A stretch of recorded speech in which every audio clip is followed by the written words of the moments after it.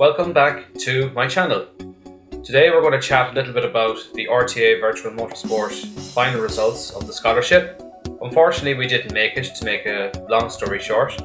However, we were pretty close in the end. It was pretty tight up to the last couple of races between myself, Lawrence Soswa, Jack Wynne. It was a pretty close, good contest.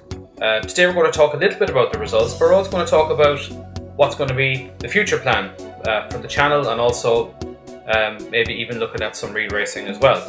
So on your screen now, we're just going to have a quick look at the scholarship results. So we're looking here, obviously just to explain a little bit how they've actually scored the scholarship. Kamto Chukrawa was the winner, and you can see he's got the lowest score there, so they kind of done it a little bit like golf. And as it turned out, the race results, even the championship position didn't matter, it turned out it was actually the race results combined is that what seemed to give the biggest score. So Kamto having the strongest number of race results. The incidents in the end, as it turned out, didn't seem to count for the weight that we thought they were. It wasn't like a total accumulation of incidents. It was seen that every time we gained 5 incidents, that counted as a point added to our score. So the way it worked here, obviously with the lowest score winning, Kamto, Travis and Jack Wynne, thoroughly deserving winners of the scholarship. I've no doubt they will represent RTA very, very well. They're very rounded heads. The 3 of them have been excellent drivers this season, and I very much wish them the best of luck. So obviously where we finished, we finished below Jan, Lawrence, and yeah, basically we're kind of in no man's land in between Lawrence's score and Diarmuid Toomey's score there.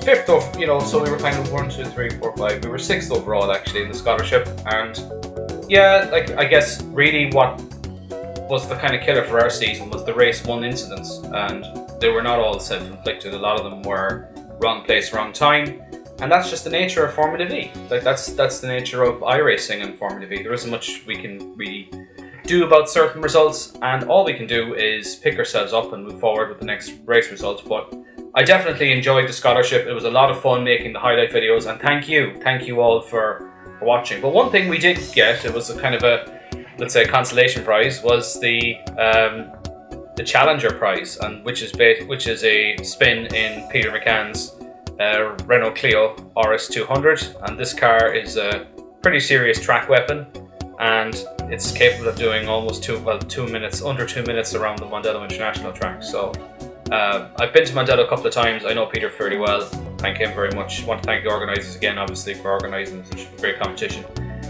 So that leaves us what do we do next? Well, obviously with the YouTube channel, the Porsche Cup is underway at the moment, and currently we're waiting on a new rig. So our seat finally gave in after so many races of high pressure. So we're looking to try and get ourselves a new rig, and hopefully that's arriving this week.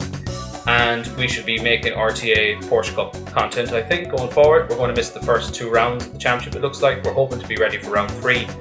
And I'm looking at spreading out the content a little bit as well. I definitely want to do more Formula racing, and it's something that a lot of YouTubers do. GT3 racing, a lot of them do other kind, mainly those kind of racing that seems to get the biggest amount of views. I'm kind of interested to hear what your thoughts are, what kind of content you'd like to see. I'm going to keep it iRacing focused at the moment. I do have other sims available as well if you'd like to see me try them out. Yeah, so I'm guessing from a YouTube point of view, we're going to continue making YouTube videos. We're going to do similar kind of formats where we have a couple of races, we go through the commentary through the races, we explain kind of the mindset through it, and from the feedback you've all given me, that seems to be the part you enjoy most, so we'll keep delivering what you're asking for. If you have any suggestions of what you'd like to see on the channel, please let me know in the comments, and I'll see what I can cater you for. So for 2026 then, is that the end of our sim racing to real racing journey? Well, as it turns out, no. So we kind of had this feeling overall that we weren't going to get the scholarship kind of within a race or 2 to go. We could kind of sense we hadn't done enough, and our race results obviously proved to be right, that we hadn't quite done enough. But I did get in touch with Jordan Kelly, who's a real racer himself and one of the main administrators of the RTA Championship. And I just asked, does anyone actually hire these Formula V's out? And it turns out they do. So we've been in touch with James Friel Motorsport, they are looking to get their Vee ready for rental in time for the national round, the 6th and 7th of June. So we won't make the first round, which is the 18th and 19th. As we can see, that's where we're just going to flash up on the screen the RTA Scholarship drivers and what rounds they're going to take part in Mondello National and Mondello International. So the first round will be Camto Chukwueze. He'll be at the Mondello National. He gets to race 2 races, so it should be interesting to see him there. I'm definitely going to be there to support him. And the second race then will be Travis Moini's around the Mondello National layout, and that's the race we're aiming for. So we're hoping to get the car out for that one, renting the car off James Field Motorsport. And yeah, I'm very much looking forward to giving it a go. I'm getting my race license on the 1st of April, and I was asking a little bit about weight and body weight and how light we have to be for the car. And the rules are in Formula Vee Ireland is that the car has to be 395 kg and the driver has to be 100 kg. And if you're below it, you are ballasted up. Lead is placed under your car. Lead blocks are placed under your car to ballast you up and the car up to the legal weight limit. So we've been spending a bit of time, as the scholarship began, we've been spending a little bit of time trying to do some weight loss, and through family commitments and things, it's been a little bit hit and miss. However, we're looking to try and get to around the 100 kg mark, so that's something from a fitness point of view we're going to try and aim for. We're looking at a lot of onboards that the other guys have done. Mondello National in the Formula Vee, I've been widely informed there's only essentially 3 corners to worry about, but they're 3 very important corners. The final corner, turn 1 and then turn 3 seem to be the main ones, although I think turn 4 and 5 there's a bit to them as well. So we've been looking at a couple of onboards. We've been looking at Conor Melia's YouTube channel. I highly recommend you to go and subscribe to that. Conor has some nice videos there of what Formula Vee is like to drive around Mondello, and we're going to be racing with these guys hopefully on the 6th and 7th of June. Our expectations are going to be very, very low. It's mainly just to kind of tick the box really for me to say that I've actually done a race. Like, sim racing is fantastic and I absolutely adore it.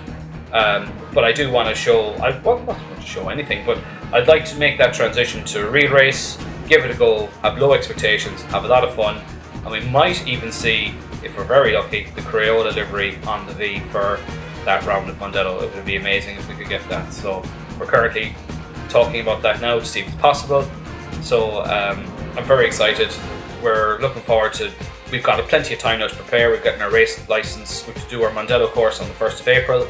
We will then have to pay the entry fee for Formula Vee Ireland, and then we will have to kind of discuss with James. So I'm hoping to get a visit to the workshop at some stage where James works on the cars, and we'll have a little chat about that and kind of discuss what's involved. Because going real racing, what a lot of let's say YouTubers maybe show when they go do this sim to transition, they don't really show the effort that goes behind it and the amount of preparation that needs to get done to go racing. And it's nice to maybe give that a little bit of a showcase. So that's kind of what I'm hoping for to do, and we'll do that kind of in parallel with the YouTube channel. We might even be able to do a couple of streams. So just a shout out as well to a sim racing community, Potato Nation, which is Lawrence Sasso's community. They do some great racing on Friday evenings, which is kind of much more relaxed and casual. So I may look at streaming some of those races just for fun on a Friday evening, and then hopefully we'll try and get a video a week out on the RTA Virtual Motorsport Porsche Cup. And in between, let's try and mix it up maybe with some Formula racing. The Formula Ford is an amazing car to drive in iRacing. I'd like to give that a bit more showcasing. I'd also like to talk a little bit about maybe sim racing in general and how I go about approaching sim racing, and you can kind of rightly or wrongly tell me if it's the right way or the wrong way, or maybe even pick up something that you'll take on for yourself. So all that's for me to say, now that I get to drive the Renault Clio around Mondello Park at one of the next track days. So we've got a track day coming up in Mondello Park on the Easter bank holiday Monday. So that's going to be the 4th, I think it's the 4th of April. And I'd love, if you're based in Ireland, I'd love for you to come and join. You can even just stand in the garage and stand in the pits and get to know people.